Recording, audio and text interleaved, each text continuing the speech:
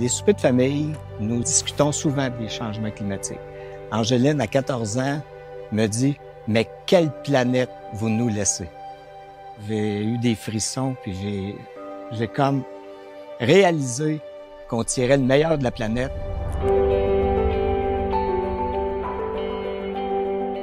Aujourd'hui, sur la ferme Joviane, on va rencontrer Eliane, Jocelyn et Marie-Élise. Et on va jaser beaucoup sur la séquestration de carbone et la dynamique de carbone en profondeur. Et on est vraiment chanceux parce qu'il fait beau, on va pouvoir creuser les trous. Ferme Joviane, c'est 4 acteurs principaux. C'est mes 2 enfants, Alex et Laurence, et ma conjointe, Viviane Herlieu. Ferme Joviane cultive en grande culture 380 hectares et aussi on a un volet maraîcher. La matière organique, en 2021, elle était en moyenne à 4,6. Dans le temps des charrues, on était dans les 2 % de matière organique. Fait qu'en adoptant le virage, diminution du travail de sol et surtout abandonnant la charrue, on a augmenté drastiquement la matière organique. Le carbone dans les sols, augmenter la matière organique, ça permet vraiment d'avoir des sols plus en santé, capables d'être mieux structurés, qui est capable de prendre plus des coups d'eau, d'être mieux résilient aux changements climatiques qui s'en viennent.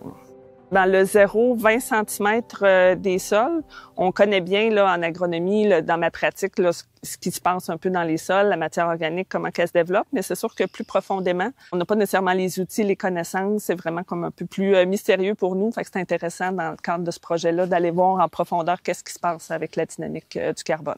À l'échelle mondiale, sous les 20 premiers centimètres, c'est plus de 75 % des stocks de carbone qu'on retrouve. Donc, c'est vraiment un gros puits potentiel de carbone. Puis, en plus, le carbone profond a tendance à être plus stable dans le temps que le carbone de surface. Quand on se présente sur une ferme, on identifie 2 champs qui ont des textures contrastées puis qui nous permettent aussi d'avoir un plan d'échantillonnage en zone cultivée et son homologue, mais en zone naturelle. On fait un premier temps d'échantillonnage cette année. Dans un deuxième temps, on s'intéresse à la dynamique du carbone dans le temps. Et donc, c'est la raison pour laquelle on va revenir sur les mêmes sites, exactement aux mêmes endroits, à la fin du projet, pour voir si on est capable de voir une différence au bout de 5 ans, finalement, dans les stocks de carbone en surface, mais aussi en profondeur. Donc, notre idée, effectivement, c'est d'aller voir l'effet des pratiques agricoles, mais aussi du milieu naturel sur les stocks de carbone en surface et en profondeur. Donc, on n'évalue pas le sol en entier sur lequel on fait une moyenne, on divise vraiment par strate. Donc, on va jusqu'à 1 mètre de profondeur à chaque endroit. L'influence de la météo va probablement être évaluée plus par modélisation. Donc, à ce moment-là, on prend des modèles informatiques qui nous permettent de prédire l'évolution des stocks de carbone. Si le carbone est stable dans le sol, surtout au Québec, c'est qu'en profondeur, c'est très froid. Donc, c'est comme quand on met des légumes au frigidaire, c'est pour ralentir leur décomposition. Ben, c'est la même chose pour la matière organique. Maintenant, avec les changements climatiques, on sait que les températures ambiantes vont augmenter, mais ça veut aussi dire que le sol va se réchauffer. Et qui dit un sol qui se réchauffe jusqu'à un certain point, dit une augmentation de l'activité des micro-organismes du sol et donc une augmentation de la minéralisation de la matière organique qui est riche en carbone. Et donc, on risque, au cours des prochaines décennies, de perdre du carbone de cette façon-là. Il y a plusieurs pratiques qui sont mises sur la ferme de l'Avent pour augmenter la matière organique dans ces sols.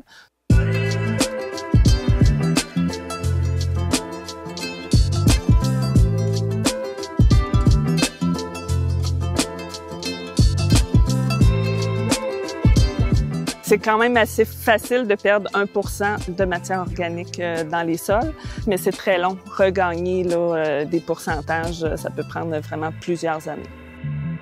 Parmi les grandes questions, il y a déjà de voir comment le type de sol vient influencer la dynamique du carbone dans les champs agricoles, puis aussi en relation notamment avec le travail du sol. Donc, un labour versus un travail réduit ou un semi-direct. Au niveau de la stratification des stocks de carbone dans le sol, en surface et en profondeur, ce sont tous des sujets qu'on va étudier. Je pense vraiment qu'à long terme, on va y gagner de séquestrer le carbone par la matière organique, par différents outils qui vont arriver. On va probablement s'ajuster aussi avec d'autres méthodes culturelles.